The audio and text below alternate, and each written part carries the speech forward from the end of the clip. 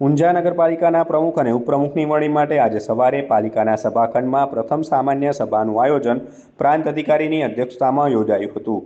સામાન્ય સભામાં પ્રમુખ તરીકે વોર્ડ નંબર 8માંથી બિનહરીફ વિજય બનેલા ક્રિમાબેન ઉમંગભાઈ પટેલની અને ઉપપ્રમુખ તરીકે વોર્ડ નંબર 1માંથી બિનહરીફ વિજય બનેલા અતુલભાઈ છનાભાઈ નાયકની સર્વાનુમતે વરણી કરવામાં આવી હતી।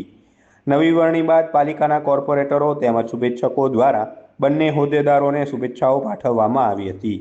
સાથે જ તેમના સમર્થકો દ્વારા ભવ્ય આતશબાજી કરી ઉજવણી કરવામાં આવી હતી। ઊંઝા નગરપાલિકાની પ્રથમ 2.5 વર્ષની મુદત માટે પ્રમુખ પદ સામાન્ય સ્ત્રી બેઠક માટે અનામત છે। આ ઉપરાંત કારોબારી સમિતિના ચેરમેન તરીકે અનિતાબેન પ્રજાપતિ, પક્ષના નેતા તરીકે રોનકભાઈ સુથાર અને દંડક તરીકે વિષ્ણુભાઈ નાઈની પણ વરણી કરવામાં આવી હતી। હું પહેલાં તો મારી ભારતીય જનતા પાર્ટીનો ખૂબ ખૂબ આભાર માનું છું।